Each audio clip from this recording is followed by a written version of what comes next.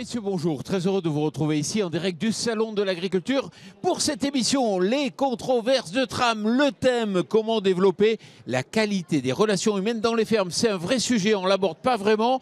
Eh bien nous, on va l'aborder ici en direct avec Pascale Cros. Bonjour Pascale. Bonjour. Vous êtes agricultrice en Charente-Maritime. Et où À côté de précisément? Saintes, à Tézac, exactement. Bon, c'est une belle région. À vos côtés, Jean-Marie Serroni, agroéconomiste. Bonjour. Qui publie des livres, dont le dernier est 2041, l'Odyssée paysanne pour la santé de l'homme et de la planète. Voilà. L'homme avec un grand H. tout un projet. Antoine Carré, bonjour. Bonjour. Vous êtes chargé des missions, des relations humaines au sein de Tram, ça tombe bien.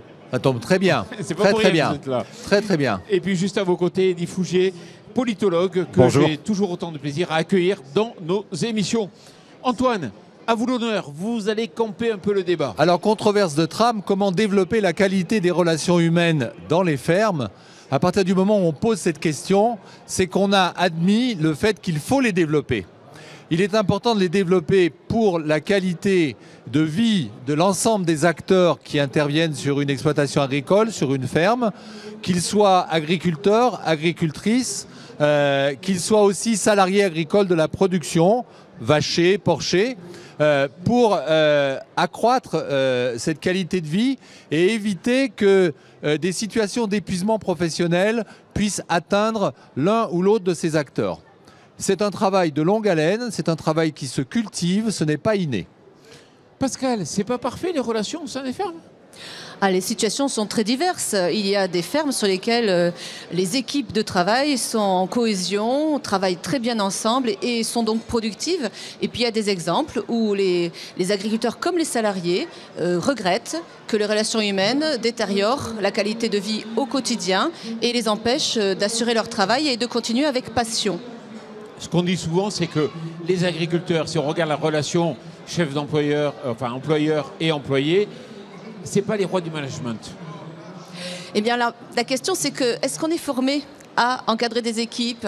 Et tout d'abord, ça passe par avoir un projet le plus clair possible, donc obtenir l'adhésion de tous ceux qui travaillent avec nous sur les fermes. Moi, agricultrice, je ne peux pas juste me projeter toute seule. Il faut que j'emmène avec moi et que des gens aient envie de s'investir dans la ferme. Donc, on est vraiment dans... Il faut sortir de l'idée que ça peut être inné, comme disait Antoine à l'instant. Il faut une boîte à outils et il faut la remplir doucement mais sûrement. Jean-Marie, avec ta longue carrière, ce regard, ce recul que tu as, tu partages ou pas? Moi, je partage complètement le fait que les relations humaines, c'est un élément majeur dans l'exploitation agricole. Comme le disait Antoine, sur la qualité de vie, la résistance au stress, à toutes les perturbations de l'environnement, mais aussi pour les performances de l'entreprise, entreprise agricole ou autre entreprise.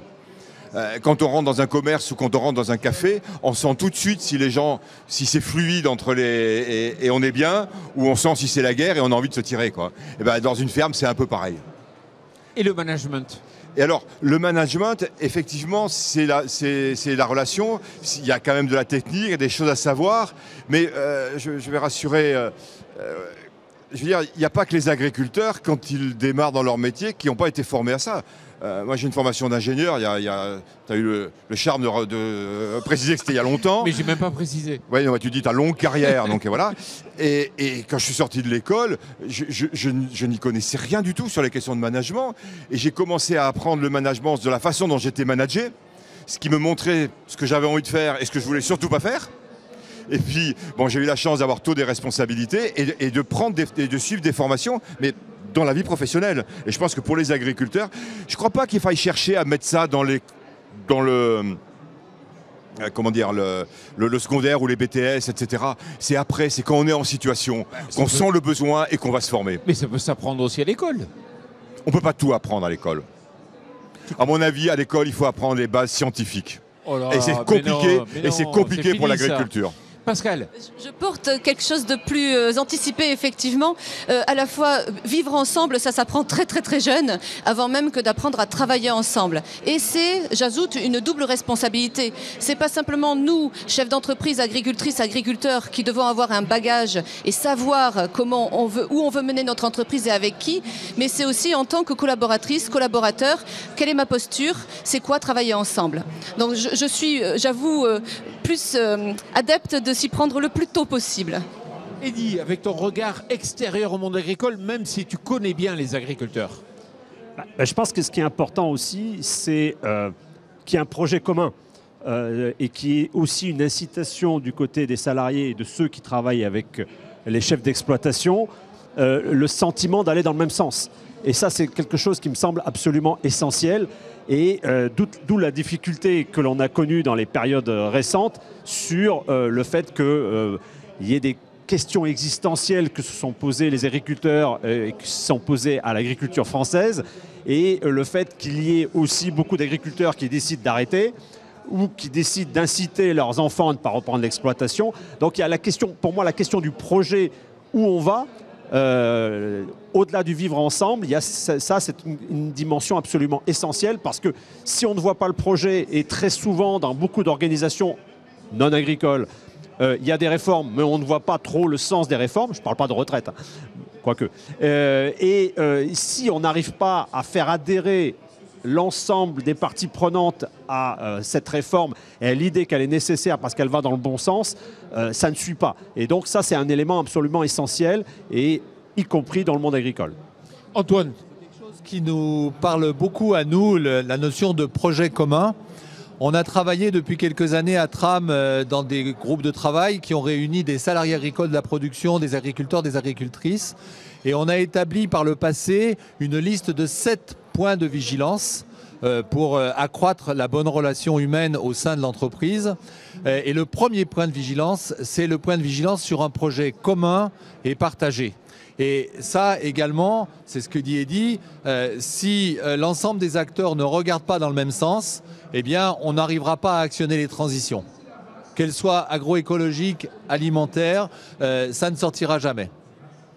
Alors c'est vrai qu'il n'y a pas toujours des projets formalisés clairement chez les agriculteurs. Ils reprennent l'exploitation, c'est déjà le projet. Oui, mais c'est déjà un projet, et quand des agriculteurs s'associent, GAEC, quand des agriculteurs s'associent en magasin de producteurs, il s'agit pour nous de les accompagner sur la définition de leur projet commun, le socle de valeurs qu'ils partagent, leurs objectifs, la finalité à laquelle ils veulent arriver. S'ils ne sont pas accompagnés par une tierce personne, on n'arrive pas à formaliser tout ça, et le formaliser par écrit. Et aujourd'hui, avec la méta, ce sont des vrais projets sur lesquels il faut justement créer du lien, parce qu'on développe, on investit des sommes considérables. Oui, ça c'est très important. Et au-delà de ce projet commun, c'est d'être d'accord sur un certain nombre de choses. Ça va être les règles, par exemple. Ça va être la manière dont on va se dire les choses. Si on n'est pas d'accord, on a tout à fait le droit de se le dire, mais en se respectant, en ayant développé une relation d'adulte à adulte, sans être dans quelque chose qui est paternaliste ou qui est en soumission. Voilà. Et il va falloir vraiment... Tu voulais parler, Jean-Marie? Dans ce que dit Antoine, je crois que c'est vrai dans l'agriculture, mais c'est vrai dans toutes les entreprises. Il faut bien séparer, comme tu l'as fait, les objectifs et le projet. On peut avoir des objectifs différents et contribuer au même projet. Et donc, il faut bien clarifier, et ça, effectivement, ça demande quelque part peut-être un effet miroir d'une personne extérieure. Et c'est d'autant plus vrai quand on est en société. Moi, quand j'étais sur le terrain, j'étais effaré du nombre de sociétés, de GAEC, qui marchaient très bien économiquement et qui d'un coup ne marchaient plus parce que les gens ne s'entendaient plus et qui explosaient. À tel point que d'ailleurs on avait mis il y a 15 ans déjà un accompagnement là-dessus. Et donc il faut définir les objectifs, caler le projet, mais après il faut un minimum tu l'as dit, de formalisme du projet, mais surtout de structuration, c'est-à-dire au moins une fois par an, c'est l'AG pour un GAEC, c'est pas uniquement un aspect comptable, c'est se donner un temps formel où on se pose et on revérifie que par rapport aux objectifs, on est bien en phase. Les objectifs, on est associés tous les deux, nos objectifs personnels peuvent avoir changé en fonction de notre vie, de notre conjoint, et on en parle et on peut continuer à travailler ensemble en ayant des objectifs qui ont évolué et qui ne sont pas forcément les mêmes. Mais à partir du moment où c'est clarifié, on peut continuer à avancer. Si on ne le clarifie pas, on est sûr qu'un jour ou l'autre, ça explose. Et le monde agricole, c'est pas toujours clair d'ailleurs, hein. On a du mal à l'exprimer. Quand il y a du renouvellement, un associé part, un autre arrive, une génération passe, c'est le fils qui reprend la place du père. Dans un magasin de producteurs, un producteur se retire, d'autres arrivent, et on ne prend pas forcément le temps de refonder tout ça. Nous, c'est un travail, par exemple, que j'ai fait avec un magasin de producteurs et qui nous a apporté beaucoup à tous, parce que justement, on est retourné chercher au fondement les valeurs qu'ils partagent et le projet qu'ils ont initié. Pascal. Ajouter que le projet ne se résume pas à quel atelier je vais choisir pour produire telle production. Ça, c'est pas un projet, c'est une partie de projet. Et je pense que c'est vraiment important aussi, au-delà de l'Assemblée Générale annuelle, quand on est entre associés en société, c'est d'associer tous les collaborateurs, toutes les collaboratrices, chaque année, au minimum, à où on en est du projet. Et sur ma ferme, ça se résume à faire un séminaire annuel, toutes les équipes réunies, en disant voilà, on fait le bilan de l'année dernière, on se projette pour l'année prochaine en faisant évoluer le projet auquel tout le monde adhère. Et voilà, j'insiste sur le projet sous sa dimension vraiment très transversale. Il n'y a pas que le technique, il n'y a pas que l'économique, même si c'est évidemment des conditions pour mettre en production. Il y a aussi l'aspect donc social, sociétal, c'est-à-dire comment on embarque tout le monde et comment chacun s'y retrouve. Donc c'est de l'ordre de la motivation. Et Pascal, est-ce que tu es d'accord que les agriculteurs se plaignent ? Eh bien, c'est une tendance assez humaine, j'oserais dire. Peut-être que le monde paysan est particulièrement sujet à ça, mais il y a aussi des paysannes, des paysans qui voient le côté du verre à moitié plein. Oui, c'est vrai. Alors justement, Eddy, lui, il a fait un observatoire du positif. Oui, effectivement. Alors, au-delà, c'est vrai que les agriculteurs se plaignent un petit peu. Là, j'en parle, je vois ça dans ma famille. La plainte est un petit peu assez commune. Mais il n'empêche que quand on regarde, et c'est ce que j'essaie de faire par-delà l'agriculture, quand on regarde dans l'actualité, il y a, c'est pas uniquement anecdotique, il y a de plus en plus d'informations qui sont considérées, qu'on peut considérer comme positives. Et alors c'est pas uniquement le fait de regarder le verre à moitié plein ou le verre à moitié vide, mais c'est le fait de voir que ce qui est spectaculaire, c'est souvent négatif.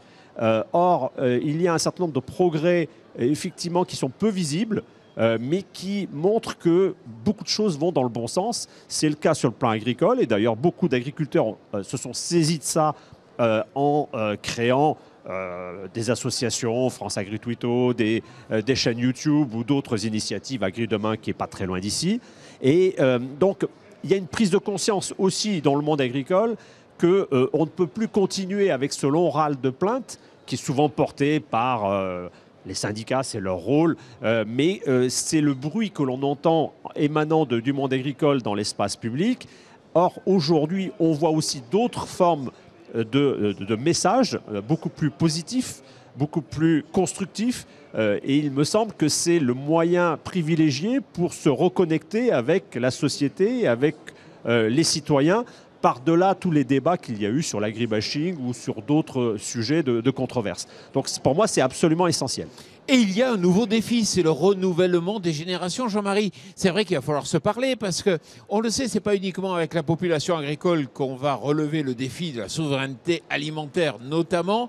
Il va falloir se parler parce qu'on va devoir inclure d'autres populations avec d'autres attentes et créer un effet d'hétérosis, une hybridation. Ben oui, le renouvellement des générations, il est important, il a toujours été important.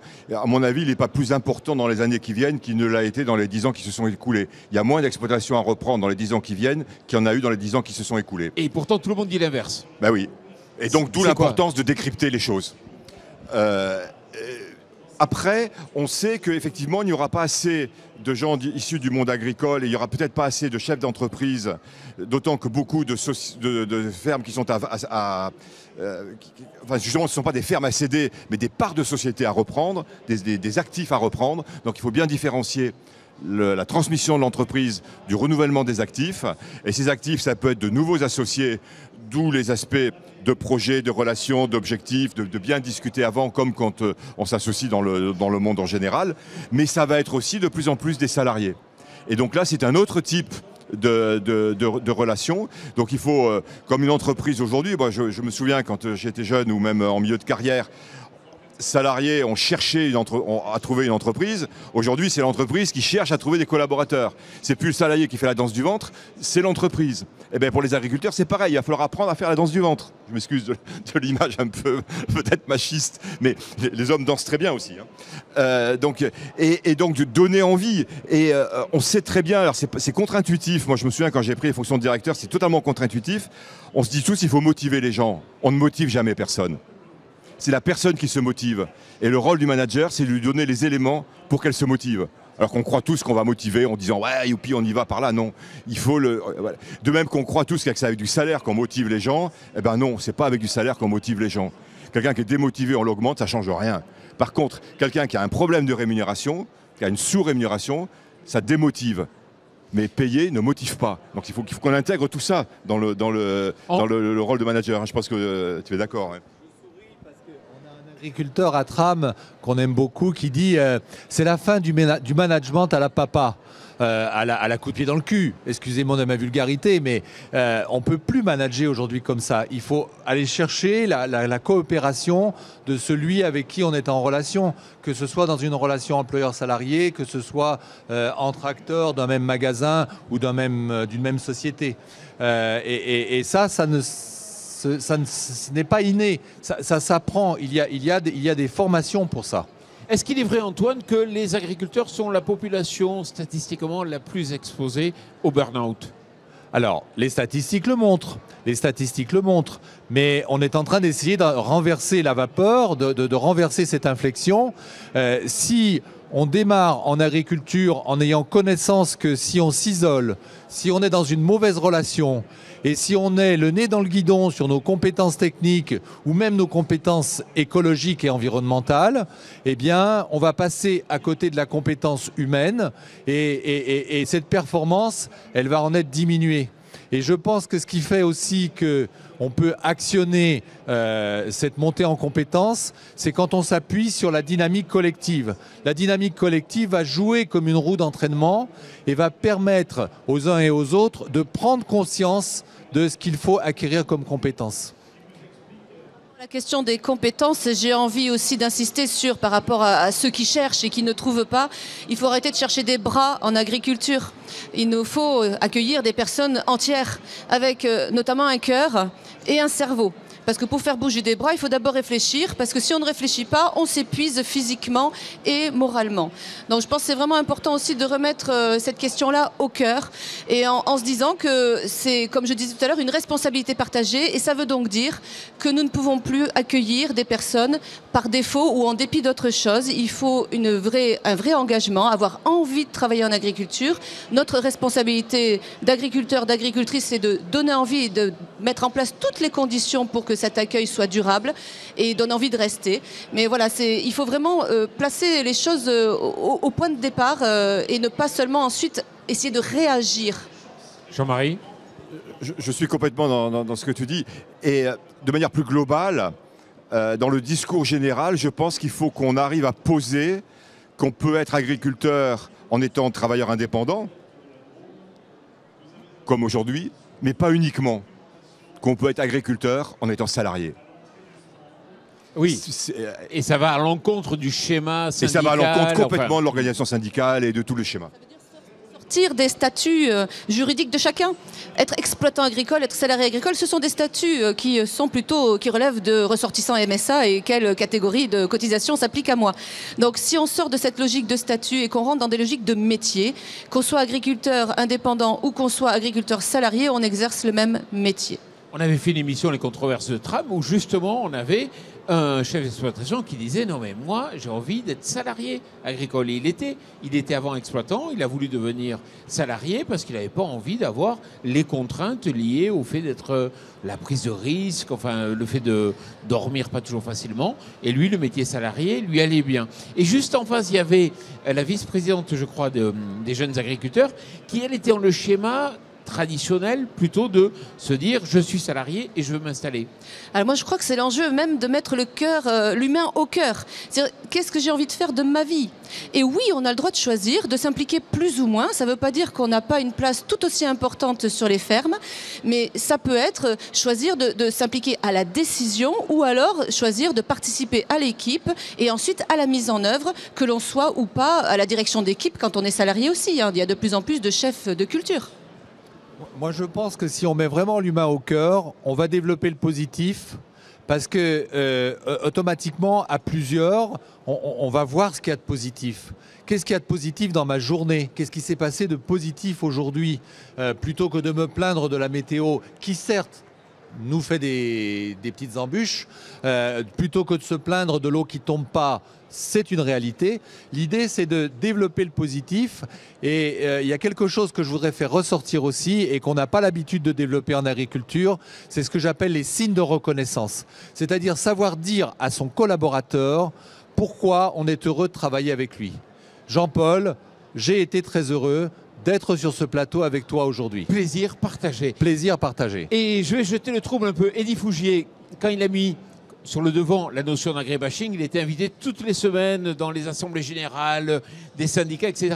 Depuis qu'il a fait un observateur du positif, disons que c'est un peu plus calme. Mais c'est assez logique parce que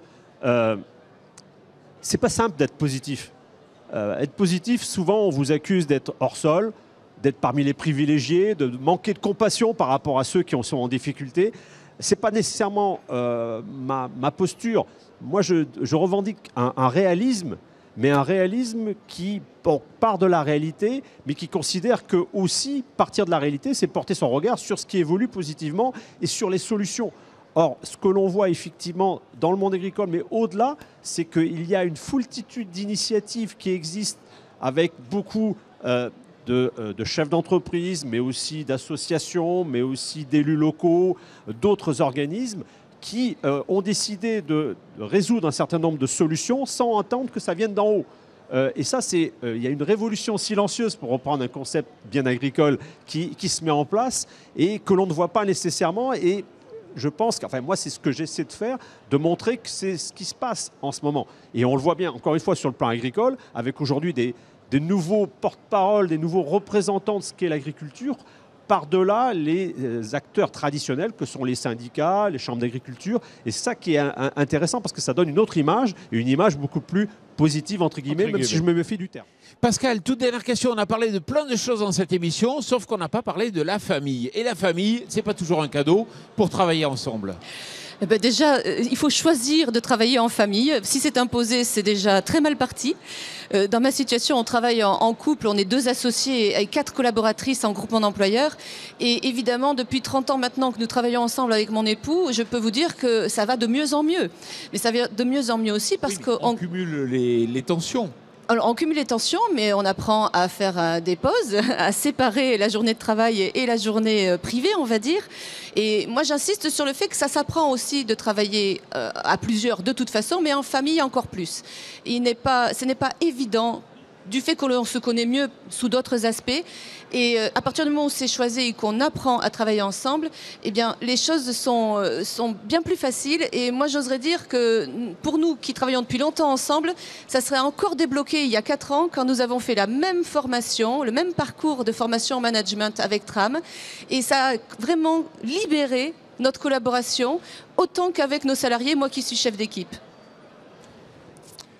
Alors, il y a ce que tu évoques, qui est l'agriculture conjugale, enfin le couple qui travaille ensemble. Et puis il y a ce qui est, à mon avis, encore plus compliqué, c'est l'aspect intergénérationnel. Ouais, le père qui embête et le la fils fille qui veut ou faire évoluer son exploitation. ou le fils. Alors déjà, dans un premier temps, si le père est encore assez jeune, il s'associe ou la mère s'associe avec un enfant, donc il faut accepter de travailler ensemble. Et après, il faut accepter que le père ou la mère se retire, soit éventuellement en soutien, mais accepte que le jeune ou la jeune ou les jeunes fassent autrement, mais en même temps que les jeunes acceptent qu'il ne faut pas forcément faire le contraire de ce que faisaient les vieux. Donc c'est compliqué tout ça. Ouais. Il y a 4 mains sur le volant et il y a des aides à l'installation et pas au départ. Avec le monde qui change énormément et toutes les transitions qui sont nécessaires. Alors, on est arrivé déjà au terme de cette émission, désolé, on pourrait discuter très longtemps. Et il y a une tradition, c'est souvent Christophe Léchirac qui opère pour une conclusion, mais là, c'est toi. Mais c'est Antoine qui le remplace au pied levé. Alors, ce que je dirais en conclusion, c'est que si on veut que la qualité des relations humaines se développe, il faut quelque part le reconnaître. Et le reconnaître, ça veut dire, si je prends par exemple les aspects techniques dans une exploitation agricole, on va reconnaître un savoir-faire, on va reconnaître une marge brute, on va reconnaître un EBE. Si je regarde la compétence environnementale, on va regarder un IFT, on va regarder des choses comme ça qui matérialisent vraiment le changement de pratique. Si on ne travaille pas sur la qualité des relations humaines pour qu'elles soient reconnues, pour qu'elles soient quelque part mises en valeur, eh bien, on n'arrivera pas à les développer. Et ça doit être accompagné par des procédures de formation, des procédures de transfert de compétences. Et à un moment donné, il faudra bien arriver vers une reconnaissance qu'une exploitation est une exploitation de qualité sur le plan des relations humaines, qu'un salarié est un salarié de qualité sur le plan des relations humaines. C'est dit. Pascal, merci beaucoup. Jean-Marie, Antoine et Eddy, merci d'être venus débattre de cette question essentielle des relations humaines. Et merci à vous.